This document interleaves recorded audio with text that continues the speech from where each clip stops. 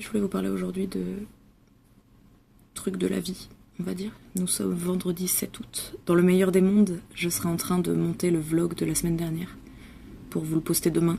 Et j'ai encore l'espoir de réussir à le faire.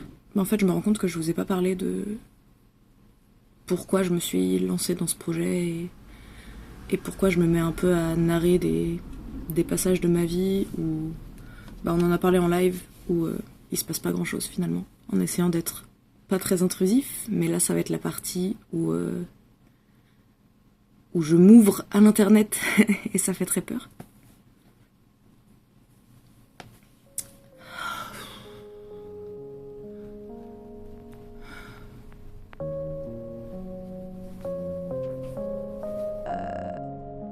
On y travaille. Bougez pas. 158 jours. Presque la moitié d'un an depuis le confinement. Quand la plupart des gens ont retrouvé un semblant de liberté et que la vie a petit à petit repris son cours, c'est là que la mienne a pris un tournant que j'aurais jamais cru voir venir. Pourtant, le souvenir est comme une décharge à chaque fois que mon esprit vagabonde. Et c'est tout le problème. Je me souviens. J'ai changé de pays il y a 385 jours. J'ai recommencé The Office il y a exactement 364 jours. Ton dernier je t'aime était il y a 99 jours.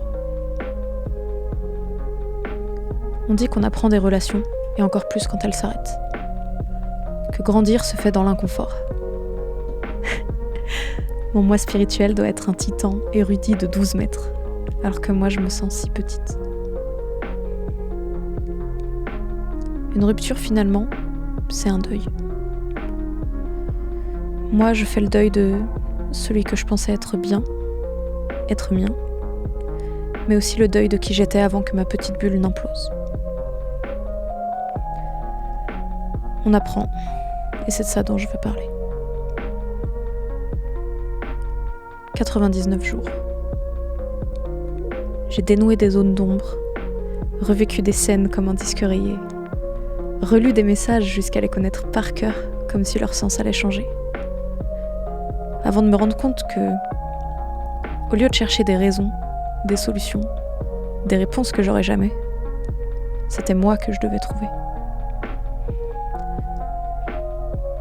Moi qui toute ma vie me suis complètement abandonnée dans l'idée d'être aimée. Moi qui me suis toujours passée volontairement au second, voire au troisième plan, au profit d'un nous, même et surtout si j'étais la seule à le faire.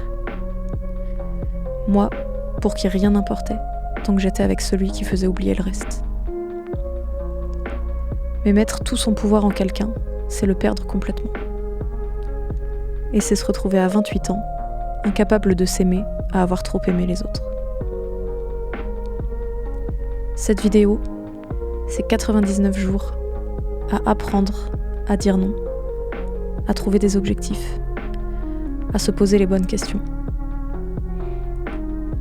Apprendre à se créer une vie, un monde, un futur, ou réussir juste une journée, pour soi, et que rien ni personne ne viendrait entacher.